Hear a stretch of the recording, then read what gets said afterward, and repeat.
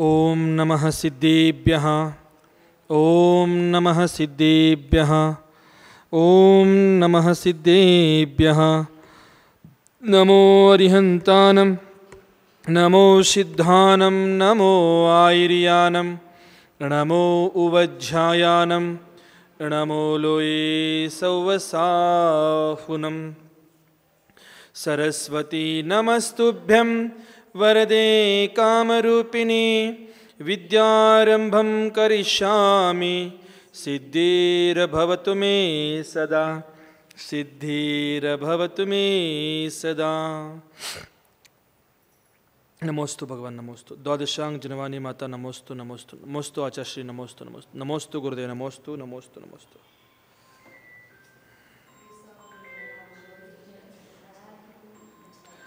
ಸದ್ಧರ್ಮ ಬಂಧುಗಳೇ, ಮಧ್ಯಾಹ್ನದ ಸಮಯದಲ್ಲಿ ಆಚಾರ್ಯ ಭಗವಾನ್ ಅಮಿತಗತಿ ಸ್ವಾಮಿ ವಿರಚಿತ ಮರಣಕಂಟಿಕಾ ನಾಮಕ ಗ್ರಂಥದ ಅಧ್ಯಯನ ನಡೀತಾ ಇದೆ. ಇದರಲ್ಲಿ ನಿನ್ನೆ ದಿವಸ ಆಚಾರ್ಯ ಭಗವಂತರು ಕೊನೆಯದಾಗಿ ಸೂತ್ರ ಹೇಳ್ತಾ ಇದ್ರು. ಏನು ವಿಶೇಷಾರ್ಥಪ್ಪ ಅಂತಂದ್ರೆ, भाव शल्य का स्वरूप पहले बता दिया है. इन शल्यों को हृदय से निकालकर अतिचारों की आलोचना गुरु के समक्ष करके प्रायश्चित से जो अपने आत्मा को निर्मल बनाते हैं और संलेखना करते हैं, उन क्षपक साधुओं के आराधना सिद्ध होती है ಅಂತೇಳಿ ಹೇಳ್ತಾರೆ. ಯಾವ ಕ್ಷಪಕರು ಭಾವ ಶಲ್ಯ ಆದಿ ಸ್ವರೂಪವನ್ನು ಹಿಂದೆ ಹೇಳಿದರು, ಅವೆಲ್ಲ ಶಲ್ಯಗಳನ್ನು ಹೃದಯದಿಂದ ತೆಗೆದು ಅತಿಚಾರಗಳ ಆಲೋಚನೆಯನ್ನು ಮಾಡ್ಕೊಳ್ತಾರೆ. ಗುರುಗಳ ಸಮಕ್ಷ ಹೋಗಿ ಪ್ರಾಯಶ್ಚಿತ್ತ ತಗೊಳ್ತಾರೆ ಮತ್ತು ತನ್ನ ಆತ್ಮನನ್ನು ನಿರ್ಮಲ್ ಮಾಡ್ಕೊಳ್ಳೋದಕ್ಕೋಸ್ಕರ ಸಲ್ಲೇಖನ ವ್ರತವನ್ನು ತಗೊಳ್ತಾರೆ, ಸಲ್ಲೇಖನ ಮಾಡ್ಕೊಳ್ತಾರೆ. ಆ ಕ್ಷಪಕರು, ಆ ಶಪಕ ಸಾಧುಗಳು ಆ 4 ಪ್ರಕಾರದ ಆರಾಧನೆಗಳನ್ನು ಸಿದ್ಧಿ ಮಾಡ್ಕೊಳ್ತಾರೆ.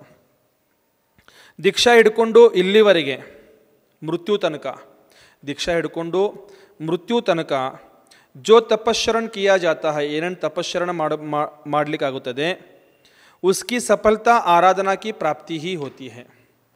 ದೀಕ್ಷಾ ತಗೊಂಡು ಸಲ್ಲೇಖನ ತಗೊಳ್ಳೋ ತನಕ ಏನೇನು ಸಾಧನೆ ಮಾಡಿರ್ತಾರ, ತಪಸ್ಸರಣ ಮಾಡಿರ್ತಾರ, ಅವೆಲ್ಲದರದ ಫಲ ನಿಮ್ಗೆ ಯಾವಾಗ ಸಿಗೋದಂದ್ರೆ, ಆರಾಧನೆಗಳ ಫಲ ಯಾವಾಗ ಸಿಗೋದಂತಂದ್ರೆ ಅದು ಆಲೋಚನೆ ಮಾಡ್ಕೊಂಡ ನಂತರನೇ ಸಿಗೋದು. ಆರಾಧನೆಗಳು ನಿಮಗೆ ಪ್ರಾಪ್ತಿ ಆಗದಿದ್ದರೆ ನಿಮಗೆ ದೀಕ್ಷಾ ತಗೊಂಡು ಮೃತ್ಯು ಸಮಯ ತನಕ ಮಾಡಿರುವಂಥ ತಪಶ್ಚರಣೆ ಕೂಡ ಎಲ್ಲ ಏನಿದೆ ವ್ಯರ್ಥ ಇದೆ ಅಂತ ಹೇಳ್ತಾರೆ ಇಲ್ಲಿ.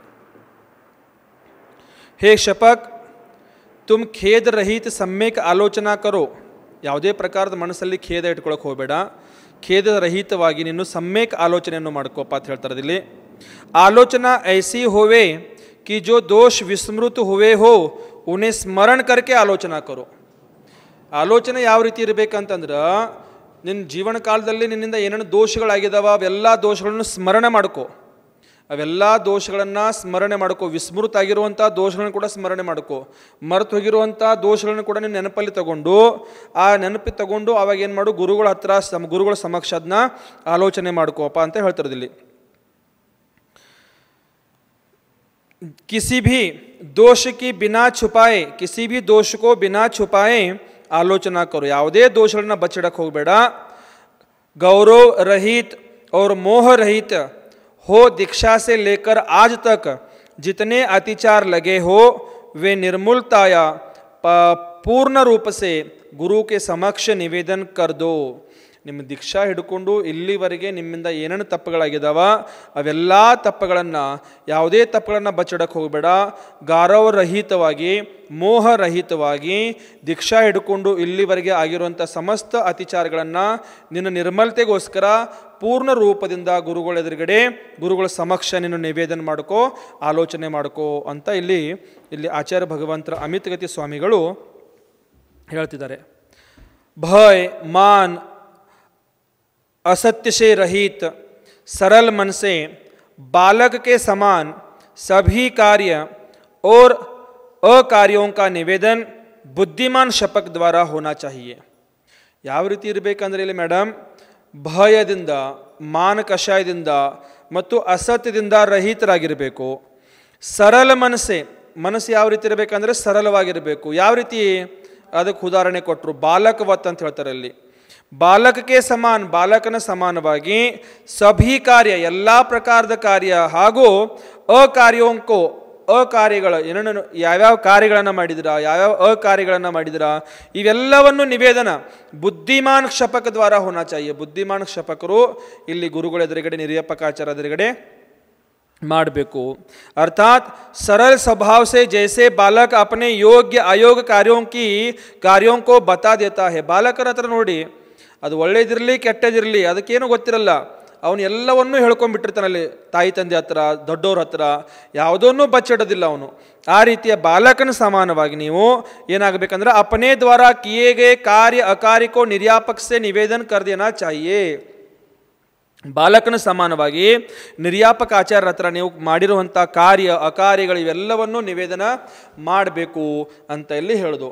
हे यते सम्यक दर्शन ज्ञान और चारित्र में जो अतिचार हुए हैं उनकी आलोचना करके सम्यक क्रम पूर्वक जिसका पाप नष्ट हुआ है ऐसे तुम सल्लेखना को करो. ಸಲ್ಲೇಖನ ಅಷ್ಟು ಈಸಿಯಲ್ಲಿ ಆಗಲ್ಲ. ಉಪವಾಸ ಮಾಡಿದ್ವಿ, ಮರಣ ಪ್ರಾಪ್ತಿ ಮಾಡ್ಕೊಂಡಿವಿ, ಎಲ್ಲ ತ್ಯಾಗ ಮಾಡಿದ್ವಿ, ಮರಣ ಆಯ್ತು ಅಂತಂದರೆ ಸಲ್ಲೇಖನ ಅಲ್ಲ. ಸಲ್ಲೇಖನ ಬಹಳಷ್ಟು ಜನ ಮಾಡ್ಕೊಳ್ತಿರ್ತಾರೆ, ಬಹಳಷ್ಟು ಜನ ಸಲ್ಲೇಖನ ಅಂತ ಬಡ್ಕೊಳ್ತಿರ್ತಾರ. ಸಲ್ಲೇಖನ ಅಷ್ಟು ಈಸಿ ಅಲ್ಲ ಅಂತ ತಿಳ್ಕೊಳ್ಬೇಕಿಲ್ಲಿ. ಇಲ್ಲಿ ನಾವು ಮೊನ್ನೆಯಿಂದ ಚರ್ಚೆ ಮಾಡ್ತಾ ಇದ್ದೀವಿ, ಮೊನ್ನೆಯಿಂದ ತಿಳ್ಕೊಳ್ತಾ ಇದ್ದೀವಿ. ಏನು ವಿಶೇಷವಾಗಿ ಆಚಾರ್ಯ ಅಮಿತಗತಿ ಸ್ವಾಮಿಗಳು ಹೇಳಿದಾರಪ್ಪ ಅಂತಂದ್ರೆ, ನಮ್ಮಲ್ಲಿ ಆಗಿರುವಂಥ ಆ ದೋಷಗಳನ್ನು, ನಮ್ಮಲ್ಲಿ ಆಗಿರುವಂಥ ಆ ಪಾಪಗಳನ್ನು, ನಮ್ಮಲ್ಲಿ ಆಗಿರುವಂಥ ಕಾರ್ಯ ಅಕಾರ್ಯಗಳನ್ನು ನಾವು ಗುರುಗಳ ಎದುರುಗಡೆ ಆಲೋಚನೆ ಮಾಡಿಕೊಳ್ಳೇಬೇಕಂತ ಹೇಳಿದಾರೆ ಇಲ್ಲಿ. ಅದು ಏನೋ ಇರಲಿ, ಹೇಗೋ ಇರಲಿ, ದೊಡ್ಡದಿರಲಿ ಚಿಕ್ಕದಿರಲಿ ಅಂಥದ್ದು ಇರಲಿ, ಅದನ್ನು ಗುರುಗಳ ಎದುರುಗಡೆ ನೀನು ಆಲೋಚನೆ ಮಾಡಿಕೊಳ್ಳದೆ ನಿನ್ನ ಮನಸ್ಸು ಶುದ್ಧ ಆಗುವುದಿಲ್ಲ. ಮೊದಲು ಮನಸ್ಸು ಶುದ್ಧ ಆಗದೆ ಮುಂದಿನ ಕ್ರಿಯೆಗಳು ಯಾವುದೂ ಶುದ್ಧ ಆಗಲಿಕ್ಕೆ ಸಾಧ್ಯವಿಲ್ಲ. ತಲೆ ಮೇಲೆ ಭಾರ ಇಟ್ಕೊಂಡು ಮೇಡಮ್, ತಲೆ ಮೇಲೆ ಭಾರ ಇಟ್ಕೊಂಡು ನಡೆಯೋದು ಈಸಿ ಇದೆಯೋ ಅಥವಾ ತಲೆ ಮೇಗಿನ ಭಾರ ಕೆಳಗಡೆ ಇಳಿಸಿ ನಡೆಯೋದು ಈಸಿ ಇದೆ? ಹೌದಲ್ಲ? ಈ ಕೆಲೆ ಮೇಲೆ ಭಾರ ಇದೆ, ನನಗೆ ತಲೆ ಮೇಲೆ ಏನಿದೆ ಅಂದರೆ ಭಾರ ಇದೆ. ಯಾವುದು? ಮಾಡಿರುವಂಥ ಆ ಪಾಪ ಕುಕೃತ್ಯಗಳು ದೋಷಗಳು ಇವೆಲ್ಲ ಭಾರ ಇದಾವ. ನನ್ನ ಮನಸ್ಸಿನ ಮೇಲೆ ಭಾರ ಇದಾವೆ. ಇವೆಲ್ಲ ಭಾರವನ್ನು ಇಟ್ಕೊಂಡು ನಾನು ನಡಿಲಿಕ್ಕೆ ಈಸಿ ಆಗತ್ತೇನಾ? ನಡಿಲಿಕ್ಕೆ ಸಾಧ್ಯ ಇದೆಯಾ? ನಡಿಬಹುದು, ಆದರೆ ಎಷ್ಟು ಕಷ್ಟಗಳಿಂದ ನಡಿಬೇಕಾಗತ್ತದೆ. ಅದೇ ಮನಸ್ಸಿನಿಂದ ಎಲ್ಲವನ್ನು ತೆಗೆದು ಗುರುಗಳ ಎದುರುಗಡೆ ಇಟ್ಟಾಗ ಗುರುಗಳು ಅದಕ್ಕೆ ಒಂದು ದಾರಿ ತೋರಿಸ್ಕೊಟ್ಟಿರ್ತಾರ. ಆ ದಾರಿ ಮೇಲೆ ನಡೆಯುವಾಗ ಏನಾಗತ್ತೆ? ಸುಲಭ ಆಗತ್ತಿಲ್ಲ ನಡಿಲಿಕ್ಕೆ. ಆ ರೀತಿ ಆಲೋಚನೆ ಮಾಡ್ಕೊಳ್ಳೋದೇ ನೀವು ಯಾವುದೇ ಕಾರ್ಯ ಮಾಡ್ಕೊಳ್ತೀರಂದ್ರೆ ಅದು ಸಾಧ್ಯ ಆಗಲಿಕ್ಕೆ ಸಾಧ್ಯ ಇಲ್ಲ. ಸಾಧಕರಿಗಿಲ್ಲಿ ಹೇಳೋದು, ಶಪಕರಿಗಿಲ್ಲಿ ಹೇಳೋದು, ಹೇ ನಿರ್ಯಾಪಕಾಚಾರ್ಯರು ಹೇಳ್ತಾರೆ ಇಲ್ಲಿ ಶಪಕರಿಗೆ, ಹೇ ಯತೆ, ಹೇ ನಿರ್ಯಾಪಕಾಚಾರ್ಯರು ಶಪಕರಿಗೆ ಹೇಳ್ತಾರೆ, ಹೇ ಶಪಕರಾಜ್, ಸಮ್ಯಕ್ ದರ್ಶನ, ಸಮ್ಯಕ್ ಜ್ಞಾನ ಹಾಗೂ ಸಮ್ಯಕ್ ಚಾರಿತ್ರದಲ್ಲಿ ಆಗಿರುವಂಥ ಜೋ ಅತಿಚಾರ ಹುವೆ ಹೇ, ಏನೇನು ಇದರಲ್ಲಿ ಅತಿಚಾರಗಳಾಗಿದ್ದಾವ, ಸಮ್ಯಕ್ ದರ್ಶನದಲ್ಲಿ ಅತಿಚಾರ ಆಗಿದ್ದಾವ, ಸಮ್ಯಕ್ ಜ್ಞಾನದಲ್ಲಿ ಅತಿಚಾರ ಆಗಿದ್ದಾವ, ಸಮ್ಯಕ್ ಚಾರಿತ್ರದಲ್ಲಿ ಅತಿಚಾರಗಳಾಗಿದ್ದಾವ, ಉನ್ಕಿ ಆಲೋಚನಾ ಕರ್ಕೆ, ಅದರದ ಆಲೋಚನಾ ಮಾಡಿಕೊಂಡು ಸಮ್ಯಕ್ ಕ್ರಮಪೂರ್ವಕ, ಸಮ್ಯಕ್ ಸಮೀಚೀನ ಕ್ರಮಗಳೇನು ಗುರುಗಳು ಹೇಳಿಕೊಡ್ತಾರ ಆ ಕ್ರಮಪೂರ್ವಕ ಜಿಸ್ಕಾ ಪಾಪ ನಷ್ಟ ಹೋ ಚುಕಾ ಹೇ, ಯಾರದು ಪಾಪಗಳು ನಷ್ಟ ಆಗಿದಾವ, ಹೋ ಚುಕಾ ಹೇ, ನಷ್ಟ ಹುವಾ ಹೇ, ಐಸೆ ತುಮ್ ಸಲ್ಲೇಖನ ಕರೋ, ಈ ರೀತಿ ನೀನು ಸಲ್ಲೇಖನ ಮಾಡ್ಕೋ.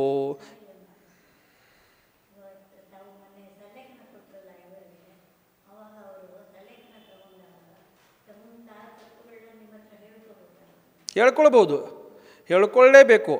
ಹೇಳ್ಕೊಳ್ಳಿದ್ರೆ ಶುದ್ಧ ಆಗ್ಲಿಕ್ಕೆ ಸಾಧ್ಯನೇ ಇಲ್ಲ. ಮನಸ್ಸಲ್ಲಿ ವಿಕಲ್ಪಗಳನ್ನು ಇಟ್ಟುಕೊಂಡು ಸಲ್ಲೇಖನ ಹೇಗಾಗಕ್ಕೆ ಸಾಧ್ಯ ಇದೆ? ಸಾಧ್ಯನೇ ಇಲ್ಲ. ಅದು ಆರ್ತ ರೌದ್ರ ಧ್ಯಾನನೇ ಆಗತ್ತೆ. ಹೇಳ್ಕೊಳ್ಳೋದು ಬಿಟ್ಟಿದ್ದು ಅದು ನಂತರದ ವಿಷಯ. ಆದರೆ ಯಾರಾದರೂ ಮಾಡ್ಕೊಳ್ಬೇಕಾದ್ರೆ ಆಲೋಚನೆ ಮಾಡಿಕೊಂಡೇ ಮುಂದೆ ಹೋಗಬೇಕು ಅಂತ ಹೇಳೋದು. ಏನೇನು ದೋಷಗಳಾಗಿದ್ದಾವ? ಸಮ್ಯಕ್ ದರ್ಶನದಲ್ಲಿ ದೋಷಗಳಾಗಿದ್ದಾವ, ಸಮ್ಯಕ್ ಜ್ಞಾನದಲ್ಲಿ ದೋಷ ಆಗಿದ್ದಾವ, ಸಮ್ಯಕ್ ಚಾರಿತ್ರದಲ್ಲಿ ದೋಷ ಆಗಿದ್ದಾವ, ನಿಮ್ಮ ಮೂಲ ಗುಣಗಳಲ್ಲಿ ಪಾಲನೆ ಮಾಡ್ತಾ ಇರುವಾಗ ದೋಷಗಳಾಗಿದ್ದಾವ, ನಿಮ್ಮ ಚರ್ಯಾದಲ್ಲಿ ದೋಷ ಆಗಿದ್ದಾವ, ನಿಮ್ಮ ನಿಯಮಗಳಲ್ಲಿ ದೋಷ ಆಗಿದ್ದಾವ, ವ್ರತ ನಿಯಮಗಳಲ್ಲಿ ದೋಷ ಆಗಿದ್ದಾವ. ಇವೆಲ್ಲ ಪ್ರಕಾರದ ದೋಷಗಳನ್ನು ಆಲೋಚನೆ ಮಾಡಿಕೊಳ್ಳೇಬೇಕು ಅಂತ ಹೇಳ್ತಾರೆ ಇಲ್ಲಿ ಆಚಾರ್ಯ ಭಗವಂತರು. ಕ್ಷಮೆ ಕೇಳೋದಲ್ಲ, ನನ್ನಿಂದ ತಪ್ಪಾಗಿದೆ ಕ್ಷಮಿಸಿಬಿಡಿ. ಇದು ಕ್ಷಮೆ ಕೇಳೋದು ದೋಷದಿಂದ ಮುಕ್ತರಾಗಿಲ್ಲ ನೀವು. ಕ್ಷಮೆ ಕೇಳಿದ್ರೆ ದೋಷದಿಂದ ಮುಕ್ತರಾದ್ರೆ ನೀವು ಹೊಂದ್ರಿ ಅಮ್ಮ. ಕ್ಷಮೆ ಕೇಳಿದ್ರೆ ದೋಷದಿಂದ ಮುಕ್ತರಾದ್ರ ನೀವೇನಮ್ಮ ಎದುರುಗಡೆ ಇರುವಂಥ ವ್ಯಕ್ತಿಗೆ ಸಮಾಧಾನಗೋಸ್ಕರ ಕ್ಷಮೆನೂ ಕೇಳಬಹುದು. ಎದುರುಗಡೆ ಇರುವಂಥ ವ್ಯಕ್ತಿಗೆ ಸಮಾಧಾನ ಮಾಡೋದಕ್ಕೋಸ್ಕರ ನೀವು ಮಾಯಾಚಾರ ಮಾಡಿ ನಂಗೆ ಕ್ಷಮಿಸಿಬಿಡ, ನನ್ನನ್ನು ಕ್ಷಮಿಸಿಬಿಡಿ ಅಂತ ಕ್ಷಮೆ ಕೇಳಬಹುದು. ಕ್ಷಮೆ ಕೇಳೋದು ದೊಡ್ಡದಲ್ಲ, ಇಲ್ಲಿ ಅದನ್ನು ಒಪ್ಪಿಕೊಳ್ಳೋದು ಬಹಳ ದೊಡ್ಡದಿದೆ. ನಾನು ಮಾಡಿರುವಂಥ ದೋಷಗಳನ್ನು ಗುರುಗಳ ಎದುರುಗಡೆ ಒಪ್ಪಿಕೊಳ್ಳೋದಿದೆಯಲ್ಲ, ಅದೇ ಬಹಳ ದೊಡ್ಡದಕ್ಕೆ ಕೆಲಸ ಇದೆ, ದೊಡ್ಡ ಕಾರ್ಯ ಅದೇ ಇದೆ. ಆಲೋಚನೆ ಅಂದ್ರೆ ಏನು? ಅದೇ ಆಲೋಚನದ ಅರ್ಥ ಏನು? ನಾನು ಏನೇನು ಮಾಡಿದ್ದೀನಿ, ಏನೇನು ಕಾರ್ಯ ಮಾಡಿದ್ದೀನಿ, ಏನೇನು ಅಕಾರ್ಯ ಮಾಡಿದ್ದೀನಿ, ಏನೇನು ಚರ್ಯ ಮಾಡಿದ್ದೀನಿ, ಏನೇನು ನನ್ನ ಚರ್ಯದಲ್ಲಿ ಅತಿಚಾರ ಮಾಡಿದ್ದೀನಿ, ಇವೆಲ್ಲವನ್ನು ಗುರುಗಳ ಎದುರುಗಡೆ ಹೇಳ್ಕೊಳಕ್ಕೆ ಹೇಳ್ಯಾರ. ಏನೇನು ಮರ್ತು ಹೋಗಿದ್ರು ಕೂಡ ಅದನ್ನ ವಿಸ್ಮೃತ ಮರ್ತು ಹೋಗಿದ್ರು ಕೂಡ ಅದನ್ನ ಪುನಃ ಸ್ಮರಣ ಮಾಡ್ಕೊಳಕ್ಕೆ ಹೇಳ್ಯಾರ. ಅಲ್ಲಿ ಸ್ಮರಣ ಮಾಡಿಕೊಂಡು ಮಾಡಿಕೊಂಡು ಮಾಡಿಕೊಂಡು ಮಾಡಿಕೊಂಡು ಎಲ್ಲ ದೋಷಗಳನ್ನು ಗುರುಗಳ ಮುಂದೆ ಹೇಳಿಡಿ. ಗುರು ಅಂದರೆ ಯಾರು? ಗುರು ಅಂದರೆ ಯಾರು ಹೇಳಿ ನೋಡೋಣ. ಗುರುವಿನ ಸ್ವಭಾವ ಯಾವ ರೀತಿ ಇರುತ್ತೆ ಅಂತಂದರೆ, ನಿಮ್ಮನ್ನು ಶುದ್ಧ ಮಾಡುವಂಥ ಸ್ವಭಾವ. ಯಾವ ರೀತಿ ಚಿನ್ನ ಮಲದಿಂದ ಸಹಿತವಾಗಿರುವಂಥ ಚಿನ್ನ, ಅದು ಆ ಚಿನ್ನನ್ನು ಯಾವ ರೀತಿ ಆ ಪತ್ತಾರ ಅದಕ್ಕೇನಂತೀರ ನೀವು ಈ ಕಡೆ ಆಗಸಲಿಗೆ ಏನು ಅಂತೀರ ಅವನಿಗೆ ನೀವು? ಅವನು ಆ ಬೆಂಕಿಯಲ್ಲಿ ಸುಟ್ಟು ಸುಟ್ಟು ಹೊಡೆದು ಹೊಡೆದು ಹೊಡೆದು ಆ ಚಿನ್ನ ಶುದ್ಧ ಮಾಡ್ತಾನೆ. ಆವಾಗ ಅದೇನು 24 ಕ್ಯಾರೆಟ್ ಏನು ಹೇಳ್ತೀರಿ ಅದಕ್ಕೆ? 24 ಕ್ಯಾರೆಟ್ ಅಂತ ಹೇಳ್ತೀರಿ. ಆ ಪ್ರಕಾರ ಪ್ಯೂರ್ ಶುದ್ಧವಾದದು ಚಿನ್ನ ಆಗುತ್ತೆ. ಹಾಗೆ ನೀವು ಶುದ್ಧ ಆಗಬೇಕಾಗಿದ್ರು ಸಹ ನಿಮ್ಮಲ್ಲಿರುವಂಥವೆಲ್ಲ ದೋಷಗಳನ್ನು ಹೊರಗೆ ಹಾಕಬೇಕಂತ ಹೇಳಿದಾರೆ. ದೋಷ ಒಳಗಡೆ ಇಟ್ಟುಕೊಂಡು ನೀವು ಮೇಡಮ್ ಸಲ್ಲೇಖನ ಮಾಡ್ಕೊಳ್ಳೋಕ್ಕೆ ಸಾಧ್ಯವಿಲ್ಲ, ಸಾಧ್ಯನೇ ಇಲ್ಲ. ಇಲ್ಲಿ ಅದೇನೂ ಇರಲಿ, ಅದು ಎಂಥದ್ದು ದೋಷ ಇರಲಿ, ಅದು ಯಾವುದೇ ಇಟ್ಕೊಳ್ಬೇಡ ಅಂತ ಹೇಳಿದ್ರಿ. ಇಲ್ಲಿ ಅದು ದೊಡ್ಡದಿರಲಿ ಚಿಕ್ಕದಿರಲಿ ಏನಿದ್ರೂ ಅದನ್ನೆಲ್ಲ ಪ್ರಕಟ ಮಾಡ್ಕೋ, ಶುದ್ಧವಾಗು, ಕ್ಲೀನ್ ಆಗು, ಸ್ವಚ್ಛ ಆಗು ಅಂತ ಆಚಾರ್ಯ ಭಗವಂತರಲ್ಲಿ ಹೇಳ್ತಾರದು. इस प्रकार आचार्य द्वारा क्षपक को उपदेश दिए जाने पर उत्कृष्ट समाधि मरण को करने का इच्छुक क्षपक सर्वांग में रोमांचित हो जाता है, अत्यंत प्रसन्नता से हर्ष विभोर होता है. ಈ ಪ್ರಕಾರ ಆಚಾರ್ಯ ಭಗವಂತರು ಕ್ಷಪಕರ ಉಪದೇಶವನ್ನು ಕೇಳಿ, ಆಚಾರ್ಯ ಭಗವಂತರು ಶಪಕನಿಗೆ ಉಪದೇಶವನ್ನು ಕೊಟ್ಟು ಉತ್ಕೃಷ್ಟ ಸಮಾಧಿ ಮರಣವನ್ನು ಮಾಡಿಕೊಳ್ಳುವಂಥ ಉತ್ಕೃಷ್ಟ ಇಚ್ಛುಕ ಇರುವಂಥ ಆ ಕ್ಷಪಕನಿಗೆ ಸರ್ವಾಂಗಮೇ ರೋಮಾಂಚಿತ ಹೋ ಜಾತಾ ಹೈ. ಸರ್ವಾಂಗದಲ್ಲಿ ಏನಾಗುತ್ತೆ? ಅವರಿಗೆ ರೋಮಾಂಚಿತ ಆಗಿಬಿಡುತ್ತದೆ, ಅತ್ಯಂತ ಪ್ರಸನ್ನವಾಗಿ ಬಿಡ್ತಾರೆ ಅವರು. ಯಾರೋ ಕ್ಷಪಕರು ಅತ್ಯಂತ ಪ್ರಸನ್ನ, ಹರ್ಷ ವಿಭೋರ್ ಹೋ ಜಾತಾ ಹೈ, ಹರ್ಷ ವಿಭೋರ್ ಆಗಿ ಬಿಡ್ತಾರೆ ಅವರು ಅಂತ ಹೇಳ್ತಾರೆ ಇಲ್ಲಿ.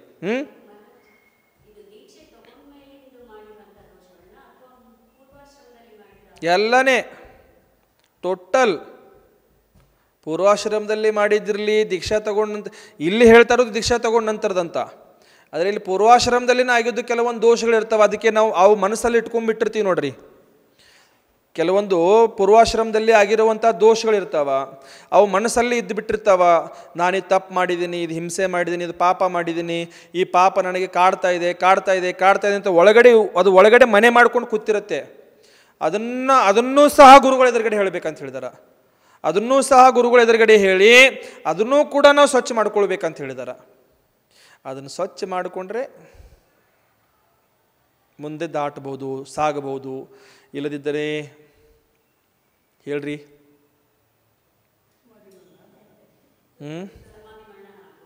ಸಾಧ್ಯ. निर्यापक द्वारा कल्याणकारी अत्यंत वैराग्यवर्धक तथा धर्म में गाढ़ अनुराग को उत्पन्न करने वाला उपदेश सुनते ही क्षपक के सारे शरीर में आनंद से रोमांच आ जाता है. ಆ ನಿರ್ಯಾಪಕಾಚಾರ್ಯರು ಹೇಳಿರುವಂಥ ಕಲ್ಯಾಣಕಾರಿ ಅತ್ಯಂತ ವೈರಾಗ್ಯವರ್ಧಕವಾಗಿರುವಂಥ ಧರ್ಮದಲ್ಲಿ ಗಾಢ ಅನುರಾಗ ಉತ್ಪನ್ನ ಮಾಡುವಂಥ ಆ ಉಪದೇಶವನ್ನು ಕೇಳಿ ಕ್ಷಪಕನ ಸಂಪೂರ್ಣ ಶರೀರದಲ್ಲಿ ಆನಂದಪೂರ್ವಕ ಒಂದು ರೋಮಾಂಚ ಆಗಿಬಿಡುತ್ತದೆ. वह क्षपक विचार करता है कि अहो, अವಾಗ ಶಪಕ ಮತ್ತೆ ವಿಚಾರ ಮಾಡ್ತಾರೆ ಏನಪ್ಪಾ ಅಂತಂದ್ರ, अहो हे गुरुवर्य हमारे आकारण बंधु है. हमारे अकारण बंधु है, कितनी हृदय स्पर्शी वाणी से मुझे समझा रहे हैं. ಆ ಕ್ಷಪಕ ಏನು ಯೋಚನೆ ಮಾಡ್ತಾರಂತಂದ್ರ, ಹೋ ಹೇ ಗುರುವರು, ಈ ಗುರುಗಳು ಯಾವ ರೀತಿ ಇದಾರಪ್ಪ ಅಂತಂದ್ರ ಅಕಾರಣ ಬಂಧು ಇವರು. ಯಾರಿವರು? ಅಕಾರಣ ಬಂಧು ಇದ್ದಾರೆ ಇವರು. ನನಗೆ ಎಷ್ಟು ಹೃದಯ ಸ್ಪರ್ಶಿ ವಾಣಿಗಳಿಂದ ನನಗೆ ತಿಳಿಸಿ ಹೇಳ್ತಾ ಇದ್ದಾರೆ, ಸಮಜಾಸಿ ಹೇಳ್ತಾ ಇದ್ದಾರೆ, ಸಮಾಧಾನವಾಗಿ ಹೇಳ್ತಾ ಇದ್ದಾರೆ. ಅಹೋ ಇನೇ ಸಚ್ಮುಚ್ ಮೇ ರತ್ನತ್ರಯ ಮಾರ್ಗ ಮೇ ಮಹಾನ್ ಭಕ್ತಿ ಹೇ. ಇವರು ನಿಜವಾಗಲೂ ರತ್ನತ್ರಯ ಮಾರ್ಗದಲ್ಲಿ ಮಹಾನ್ ಭಕ್ತಿ ಇದೆ ಇವ್ರಿಗೆ. ಯಾರಿಗೆ? ನಿರ್ಯಾಪಕಾಚಾರ್ಯರಿಗೆ. जिससे इतना प्रयत्नशील होकर मुझे आलोचना में उद्धत कर रहे हैं. ಇಷ್ಟೆಲ್ಲ ಪ್ರಯತ್ನ ಅದಕ್ಕೆ ಮಾಡ್ತಿದ್ದಾರೆ ಅವರು, ಯಾಕಂದ್ರೆ ರತ್ನತ್ರಯ ಧರ್ಮದ ಮೇಲೆ ಅವ್ರಿಗೆ ಬಹಳ ಭಕ್ತಿ ಇದೆ. ಆ ಕಾರಣದಿಂದ ಅವರು ನನ್ನನ್ನು ಪ್ರಯತ್ನಶೀಲ ಮಾಡ್ತಿದ್ದಾರೆ. ಏನಕ್ಕಪ್ಪ ಅಂತಂದ್ರೆ ಆಲೋಚನಾ ತಗೊಳ್ಳೋದಕ್ಕೋಸ್ಕರ, ಆಲೋಚನಾ ಮಾಡ್ಕೊಳ್ಳೋದಕ್ಕೋಸ್ಕರ ಉದ್ಧತರಾಗಿ ನಮ್ಮನ್ನು ಪ್ರಯತ್ನ ಮಾಡ್ತಿದ್ದಾರೆ. ಹೇ ಧನ್ಯ ಹೇ ಯಹಿ ಕರ್ಣಧಾರ ಹೇ. ಇವರು ಧನ್ಯರಾಗಿದ್ದಾರ, ಇವರೇ ಕರ್ಣಧಾರಿದಾರ. ಯಹಿ ಮುಜೆ ಸಂಸಾರ ಸಮುದ್ರ ಸೇ ಪಾರ್ ಕರೆಂಗೆ. ಇವರೇ ನನ್ನನ್ನು ಸಂಸಾರ ಸಮುದ್ರದಿಂದ ಪಾರ ಮಾಡ್ಬೋದು, ದಡ ಸೇರಿಸಬಹುದು ಅನ್ನೋಂಥ ವಿಶ್ವಾಸ ಅವರಿಗೆ ಅಲ್ಲಿ ಬರುತ್ತೆ. ಇತ್ಯಾದಿ ಶುದ್ಧ ಆಲೋಚನಾಕೋ ಮೈ ಕರ್ತಾ ಹೂ. ಅವಾಗ ಶಪಕನ ಮನಸ್ಸಲ್ಲಿ ಬಂತಲ್ಲಿ, ನಾನು ಶುದ್ಧವಾದ ಆಲೋಚನೆಯನ್ನು ಮಾಡ್ಕೊಳ್ತೀನಿ. ಐಸಿ ಗುರುಕೋ ಸ್ವೀಕೃತಿ ದೇಕರ್. ಇಂಥ ಗುರುಗಳಿಗೆ ನಾನು ಸ್ವೀಕೃತಿ ಕೊಟ್ಟು ಉಕ್ತ ಶಪಕ जिन प्रतिमा के सम्मुख या पूर्व अथवा उत्तर दिशा के तरफ मुख करके खड़ा हो जाता है और शरीर में भी निस्पृह वह घोर कायोत्सर्ग करता है.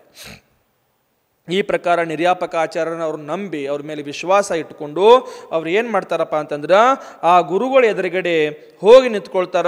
ಪೂರ್ವಕ್ಕೆ ಉತ್ತರ ದಿಶಾಗೆ ಮುಖ ಮಾಡ್ಕೊಂಡು ನಿಂತ್ಕೊಂಡು ಸಮಸ್ತ ಶರೀರದಲ್ಲಿ ಮುಖ ಆ ಕಡೆ ಮಾಡಿಕೊಂಡು ಶರೀರ ಮೇ ಭೀ ನಿಸ್ಪೃಹ ಅವರು ಘೋರ ಕಾಯೋತ್ಸರ್ಗ ಮುದ್ರಾದಲ್ಲಿ ನಿಂತ್ಕೊಂಡವರು ಆ ಗುರುಗಳ ಎದುರುಗಡೆ ಹೇಳ್ತಾರ. ಗುರು ಕೋ ದೋಷೋಂ ಕೋ ನಿವೇದನ ಕರ್ನೇಕೆ ಪಹಲೆ ವಿಧಿಪೂರ್ವ. ಗುರುಗಳ ಮುಂದೆ ದೋಷಗಳನ್ನು ನಿವೇದನ ಮಾಡ್ಕೊಳ್ಳೋದಕ್ಕಿಂತ ಮುಂಚೆ ವಿಧಿಗಳಿದಾವ. ಗುರುಗಳ ಮುಂದೆ ಆಲೋಚನಾ ಮಾಡ್ಕೊಳ್ಳೋಕ್ಕಿಂತ ಮುಂಚೆ ಸಹ ಕೆಲವೊಂದು ವಿಧಿಗಳಿದಾವ. ವಿಧಿ ಏನಪ್ಪ ಅಂತಂದ್ರೆ ವಿಧಿಪೂರ್ವಕ ಸಾಮಾಯಿಕ ದಂಡಕ್. ವಿಧಿಪೂರ್ವಕ ಏನು ಮಾಡಬೇಕು? ಸಾಮಾಯಿಕ ದಂಡಕ್, ಥೋಸಾಮಿ ದಂಡಕ್, ಸಾಮಾಯಿಕ ದಂಡಕ್, ಥೋಸಾಮಿ ದಂಡಕ್. ಸಾಮಾಯಿಕ ದಂಡಕ್ ಆದರೆ ನಮೋವರಿ ಅಂತ ನಮ್ಮೆಲ್ಲ ಹೇಳ್ಕೊಂಡು ಚತ್ತಾರಿ ದಂಡಕ್ಕೆ ಹೇಳ್ಕೊಂಡು ಅಲ್ಲಿ ಮುಂದೆ ಬಂತು ಬರುತ್ತೆ ಯಾವುದು? ಅಡ್ಡೈದು ಸಮುದೇಸು ಪನ್ನಾರಸ ಕಂಭೂಮಿಸು ಜಾವರಿ ಅಂತಾನಂ ಭೈವಂತಾನಂ ಆದಿರಣಂ ತಿತ್ತರಣಂ ಜಿನಾನಾಂ ಜಿನ ಇವ ಆದಿ ಇದೆಲ್ಲ ಸೂತ್ರ ಬರುತ್ತೆ ಒಂದಿದು. ಇದನ್ನು ಹೇಳ್ಕೊಂಡು ಥೋಸಾಮಿ ದಂಡಕ್ಕೆ ಹೇಳಬೇಕು. ಥೋಸಾಮಿ ಜಿನವರಿ ಇದೆಲ್ಲ ಬರುತ್ತೆ, ಇದು ಹೇಳ್ಕೊಳ್ಬೇಕು. ಆಮೇಲೆ ಶಿರೋಣತಿ ಯುಕ್ತ ಸಿದ್ಧ ಭಕ್ತಿ ಕರಿಕೆ. ಶಿರೋಣತಿ ಯುಕ್ತ ಶುದ್ಧ ಭಕ್ತಿಯನ್ನು ಮಾಡಿ ಕಾಯೋಸರ್ಗ ಮೇಲೆ ಲೀನ ಹೋತಾ ಹೇ. ಕಾಯೋಸರ್ಗದಲ್ಲಿ ಲೀನನಾಗಿ ಇಸಸೆ ದೋಷೋಂ ಕಾ ಸ್ಮರಣ ಹೋ ಜಾತಾ ಹೈ. ಇದರಿಂದ ಏನಾಗುತ್ತೆ? ದೋಷಗಳ ಸ್ಮರಣ ಆಗುತ್ತದೆ. ಗುರುಗಳಂದರೆ, ಶಿಷ್ಯರಂದರೆ, ಸಲ್ಲೇಖನ ಅಂದರೆ, ಒಂದು ಮುನಿಚರ್ಯ ಅಂದರೆ ಅದು ಹುಡುಗಾಟದ ಚರ್ಯ ಅಲ್ಲ. ಕೆಲವೊಬ್ರು ಅದನ್ನ ಹುಡುಗಾಟ ಅಂತ ಅನ್ಕೊಂಡ್ಬಿಟ್ಟಾರ.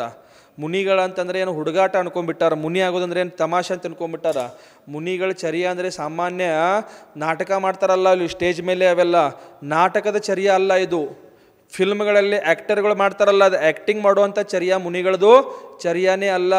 ಮುನಿಗಳ ಚರ್ಯ ಯಾವ ರೀತಿ ಇದೆ, ಯಾವ ರೀತಿ ಮುನಿಗಳ ಚರ್ಯ ಮಾಡ್ತಾರ, ಏನೇನು ದೋಷಗಳಾದಾಗ ಯಾವ್ಯಾವ ರೀತಿ ಆಲೋಚನೆಗಳು ಮಾಡ್ಕೊಳ್ತಾರ, ಆಲೋಚನೆ ಮಾಡ್ಕೊಳ್ಬೇಕಾದ್ರೆ ಗುರುಗಳು ಹೇಗಿರ್ತಾರ, ಗುರುಗಳು ಯಾವ್ಯಾವ ರೀತಿ ಆ ವತ್ಸ ಅಂದರೆ ಮಗುವಿನ ಥರ ನೋಡಿಕೊಂಡು ಶಪಕನನ್ನು ಯಾವ ರೀತಿ ಅವರಿಗೆ ದಂಡ ಕೊಡಬೇಕು, ದಂಡ ಯಾವ ರೀತಿ ಸ್ವೀಕಾರ ಮಾಡ್ಕೊಳ್ಬಹುದು, ಸ್ವೀಕಾರ ಮಾಡಿಕೊಂಡು ಆ ಪ್ರಕಾರ ಯಾವ ರೀತಿ ಚರ್ಯ ಮಾಡಬಹುದು ಅನ್ನೋಂಥ ಎಲ್ಲವನ್ನು ತಿಳ್ಕೊಂಡು ಆ ದಂಡ ಕೊಡ್ತಿರ್ತಾರ. ಇದು ಮುನಿಚರ್ಯ ಅಂದರೆ ಸಾಮಾನ್ಯ ಚರ್ಯ, ಮಕ್ಕಳ ಚರ್ಯ ಅಲ್ಲ, ಮಕ್ಕಳಾಟ ಅಲ್ಲ ಅಂತ ತಿಳ್ಕೊಳ್ಬೇಕಿಲ್ಲ ನಾವು. ಮುಂದೆ ಹೇಳ್ತಾರೆ ಇಲ್ಲಿ, ಶಲ್ಯ ಅವರ ಮಮತ್ವಕ್ಕೋ ಜಿಸನೆ ಛೋಡ್ ದಿಯಾ ಹೇ. ಶಲ್ಯವನ್ನು ಮತ್ತು ಮಮತ್ವವನ್ನು ಯಾರು ಬಿಟ್ಟಿದ್ದಾರೆ, ಐಸಾ ಯಹ ಕ್ಷಪಕ್ ಏಕತ್ವ ಭಾವಕ್ಕೋ ಪ್ರಾಪ್ತ ಹೋತಾ ಹೈ. ಇಂತಹ ಈ ಕ್ಷಪಕರು ಏಕತ್ವ ಭಾವಕ್ಕೆ ಪ್ರಾಪ್ತವಾಗಿಬಿಡ್ತಾರೆ. ಮೈ ಆಚಾರ್ಯ के चरण मूल में शल्य को उखाड़ कर फेंक दूंगा ऐसा विचार करता है.